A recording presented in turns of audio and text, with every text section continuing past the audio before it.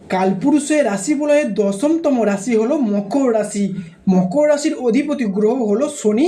তবে শনি গ্রহের নাম শুনলেই অনেকে আটকে ওঠেন, কিন্তু প্রকৃতপক্ষে শনি হলো দুঃখ যন্ত্রণা থেকে মুক্তি দেওয়ার গ্রহ। তবে এই মকর রাশির ভাগ্য গড়ে ওঠে উত্থান পতনের মধ্য দিয়ে। আর্থিক উন্নতিতে প্রবল বাধার সম্মুখীন হন এই রাশির জাতকেরা। প্রথম জীবনে নানা ঝড় ঝঞ্ঝার মধ্যে কাটে। ব্যবসায় জাতকের বিশেষ উন্নতি ঘটে। চাকুরিতে মধ্যবিত্ত উন্নতি এবং ব্যবসার দিকে প্রবল ঝোঁক থাকে। রাসায়নিক কারখানা, সরকারি দপ্তর, রেল, বৈদেশিক প্রতিষ্ঠানে কাজ করার প্রবল ইচ্ছা থাকে এই রাশির জাতক জাতিকাদের মধ্যে। তবে এই রাশির জাতক জাতিকাদের মন একটু সন্দেহযুক্ত হওয়ার কারণে বিবাহিত জীবনে হঠাৎ অশান্তির সৃষ্টি হয়। তবে এই রাশির জাতকের স্ত্রীর দিকে জাতকের তীক্ষ্ণ দৃষ্টি থাকে। দাম্পত্য জীবন অশান্তিময় হলে জাতকের সব আশা ধূলিসাৎ হয়ে যায়। কাজেই বিবাহকালীন জাতকের বিশেষ সতর্কতা অবলম্বন করে চলা উচিত। জয় কর্মফলদাতা শনি মহারাজের জয়। জয় অঞ্জলি পুত্র মহাবলী বজরং বলী হনুমানজির জয়। আজকে আমাদের এবিভিটি অ্যাস্ট্রো বাংলা বাস্তু টিপস ইউটিউব চ্যানেলে আপনাদের সকলকে স্বাগত জানাই। আশা করি আপনারা সকলে ভালো আছেন এবং সুস্থ আছেন। প্রিয় দর্শক বন্ধুরা, ভিডিওটিতে একটি লাইক করে যাবেন এবং স্বয়ং শনি মহারাজের আশীর্বাদ পেতে কমেন্ট বক্সে শনি মহারাজের একটি নাম নিয়ে যাবেন। তো দর্শক বন্ধুরা, ভিডিওটি স্কিপ না করে শেষ পর্যন্ত দেখতে থাকুন। ভিডিওর শেষে আপনাদের জানিয়ে দেওয়া হবে আপনার রাশির সাপেক্ষে শুভ রত্ন কী কী, শুভ বর্ণ কী কী।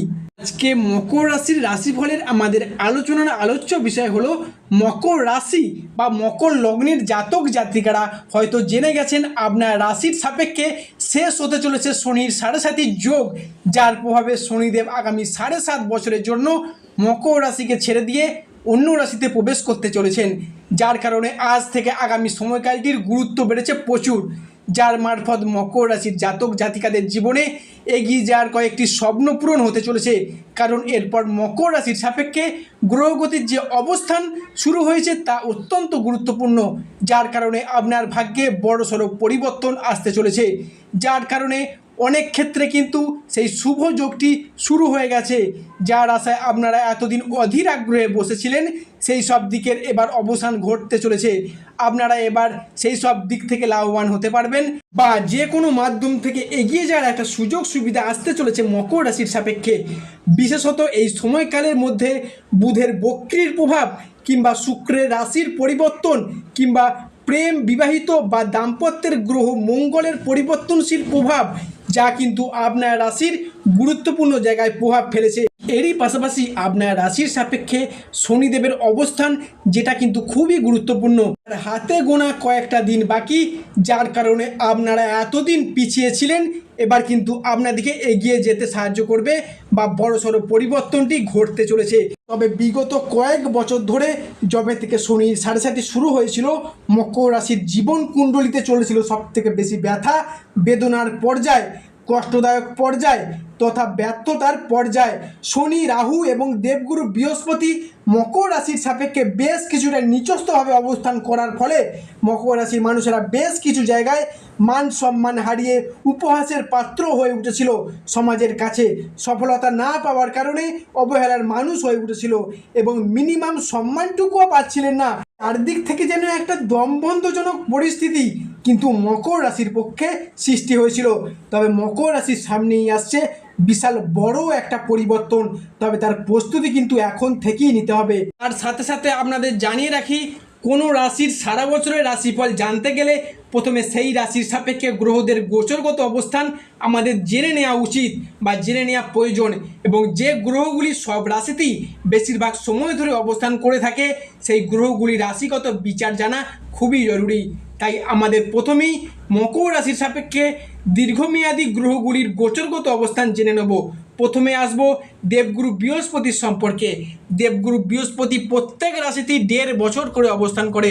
বৃহস্পতিদেব মকর রাশির সাপেক্ষে 2025 জুন মাস পর্যন্ত অবস্থান করবে এবং দেবগুরু বৃহস্পতি পঞ্চমপতি ও অষ্টমপতি হিসেবে দৃষ্টি প্রদান করছে। পঞ্চমপতি হিসেবে বৃহস্পতি দেবের নবমভাবে প্রবেশ এই রাশির জন্য খুবই লাভজনক হতে চলেছে।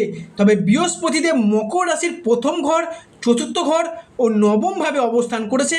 সেখান থেকে মকর রাশির প্রথম ঘরে, তৃতীয় ঘরে ও পঞ্চম ঘরে দৃষ্টি প্রদান করছে। তাই বৃহস্পতির পক্ষ থেকে মকর রাশির মানুষদের জন্য প্রথম যে ভবিষ্যৎবাণীটি উঠে আসছে তা হলো, বৃহস্পতি যেহেতু প্রত্যেক মানুষের বার্চার্টে নৈসর্গীয় শুভ গ্রহ, তাই বৃহস্পতিদেব প্রত্যেক মানুষের জীবনে কিছু না কিছু শুভ ফল দিয়েই থাকে বা শুভত্বের সাথে জড়িয়ে থাকে। তাই বৃহস্পতিদেবের মতো এমনই একটি গ্রহ যখনই আপনাদের রাশিতে প্রবেশ করবে, যার ফলে আপনি যে অসফলতার মধ্যে দিয়ে যাচ্ছেন, কিছু করে দেখানোর দিক থেকে শুভ ফল পেতে ব্যর্থ হচ্ছিলেন এবং কিছু কাজ করছেন কিন্তু শেষ মুহূর্তে এসে সেটি আবার আটকে যাচ্ছে, আপনি কোনো পরিকল্পনা মাফিক কাজ করতে চাইছেন সেটি করতে পারছেন না, বারে বারে ব্যর্থ হয়েছেন, সেই সমস্ত দিক থেকে আপনাদিকে এবার ভীষণভাবে রক্ষা করবে এবং শুভ ফল দেবে। তাই নিজের ক্রিয়েটিভিটিটাকে জগৎ সবাই মিলে ধরার সময় এসেছে, কারণ বৃহস্পতি দেবের আশীর্বাদ আপনার সঙ্গে আছে। বৃহস্পতি দেবের পক্ষ থেকে এই রাশির মানুষের দ্বিতীয় বা পরবর্তী ভবিষ্যৎবাণীটি হলো, বৃহস্পতি আমাদের জ্ঞান, আমাদের প্রজ্ঞা, ধর্ম, আধ্যাত্মিকতা, গুরুজনদের প্রতি সম্মান, অর্থ প্রাপ্তি, অর্থ সেভিংস, আমাদের দীক্ষা গুরু, আমাদের পথ প্রদর্শক সব কিছুই হলো স্বয়ং বৃহস্পতি দেবের হাতে। তাই যতদিন বৃহস্পতি দেব এই রাশির নবমভাবে এবং ভাগ্যভাবে আছে, ততদিন মকর রাশির মানুষদের বিভিন্ন ধার্মিক ক্রিয়াকলাপ, ধর্মের প্রতি ভক্তি, যে কোনো মানুষের সাথে সুসম্পর্ক, এই সমস্ত কিছুতে অ্যাক্টিভ থাকবেন। এবং অনেকে মামলা মকদ্দমার কাছে চিন্তিত ছিলেন, তাদেরও সেই সমস্ত সমস্যার অবসান ঘটতে চলেছে স্বয়ং বৃহস্পতি দেবের আশীর্বাদে। পরবর্তী যে ভবিষ্যৎবাণীটি উঠে আসছে তা হলো, মকর রাশির পঞ্চমপতি, চতুর্থপতি হিসেবে বৃহস্পতি দেব মকর রাশির নবমভাবে অবস্থান করছে। জ্যোতিষশাস্ত্র অনুযায়ী ভাবপতি যদি ভাবকে দেখে তাহলে ভাবের বৃদ্ধি হয়, এবং এখানে পঞ্চম উচ্চশিক্ষার প্রতি এবং অষ্টম গবেষণার প্রতি হয়ে বৃহস্পতিদেব ভাগ্যভাবে বসেছে। উচ্চশিক্ষার পদে শুভ দৃষ্টি প্রদান করছে 2025 সমগ্র সালটি জুড়ে। তাই এমন সময় তরুণ প্রজন্মের মানুষেরা কোনো উচ্চশিক্ষা বা কোনো গবেষণার প্রতি শিক্ষা বা কোনো মনোনিবেশ করে থাকে, তাহলে মকর রাশি বা মকর লগ্নের জন্য মজবুত ভাগ্য নির্ধারণে সহায়ক হবে। এবং উচ্চশিক্ষা বা চাকরির জন্য আপনাকে বাড়ির বাইরে যাওয়ার জন্য সুযোগ আসতে পারে, সেটি হতে পারে আপনি বা সেটা হতে পারে আপনার সন্তান সন্ততিদের ক্ষেত্রে।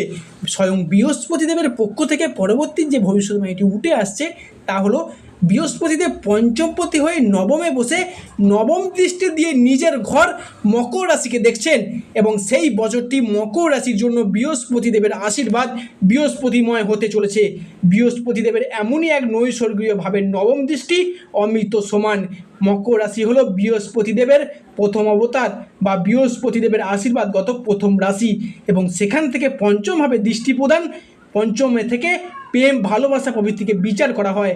তাই যে সকল মকর রাশির মানুষেরা অনেকদিন ধরে নিজের পছন্দের মানুষের প্রেম নিবেদনের কথা ভাবছিলেন, ভালোবাসার কথা ভাবছিলেন, তাদের জন্য এই সময় দুর্দান্ত সময়।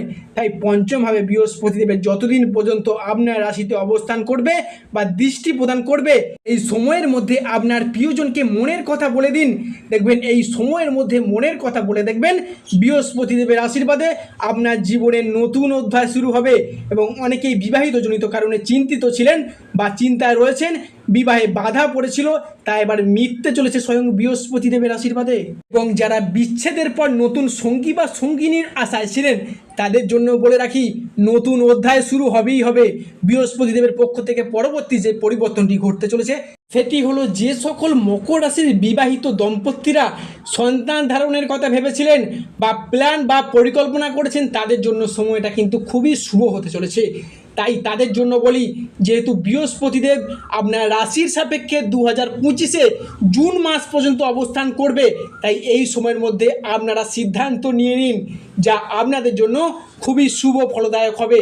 এবং যারা গাইনি সম্পর্কিত সমস্যায় ভুগছেন, বৃহস্পতিদেবের আশীর্বাদে তারাও এবার নতুন আশার আলো দেখতে পাবেন। পরবর্তী এবং সর্বশেষ যে ভবিষ্যৎবাণীটি ঘটতে চলেছে সেটি হলো, যেহেতু বৃহস্পতিদেব আপনার রাশির সাপেক্ষে নবমভাবে দৃষ্টি প্রদান করছে, তাই আপনার স্বাস্থ্যের উন্নতি হবে, আপনার কর্মের উন্নতি হবে। আপনি নানা চেষ্টা করেও কর্মহীন হয়েছিলেন কিংবা কারোর ক্ষেত্রে কর্মসংস্থান হলো, কাজের চাপে কাজ ছেড়ে দিতে বাধ্য হয়েছিলেন বা ছেড়ে দেওয়ার কথা ভেবেছেন, তাদের জন্য বলে রাখি সেই সমস্ত সমস্যার সমাধান অবশ্যই ঘটতে চলেছে। যেহেতু বৃহস্পতিদেব নবমপতি তথা কর্মপতিভাবে আপনার রাশিতে অবস্থান করছে, সেহেতু মকর রাশির মানুষের জন্য খুবই ভালো সময় আসতে চলেছে।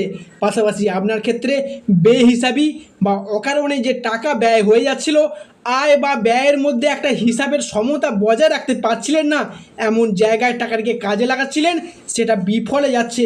সেই জায়গা থেকে কিন্তু আপনাকে এবার রক্ষা করবে এবং বৃহস্পতিদেব এবং বর্তমানে রাহুদেব মীন রাশিতে অবস্থান করে সেখান থেকে একাদশভাবে দৃষ্টি দিচ্ছে মকর রাশির উপর, যার ফলে বেহিসাবি খাদ্যাভ্যাসের ফলে আপনার পেটের সমস্যা দেখা দিতে পারে, আপনার লিভারের সমস্যা দেখা দিতে পারে।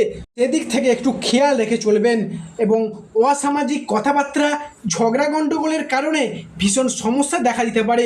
এই সমস্ত দিক থেকে সাবধানতা অবশ্যই অবলম্বন করতে হবে এবং যারা লোনের জন্য আবেদন করেছিলেন তাদের সেই আবেদন এবার মঞ্জুর হতে পারে।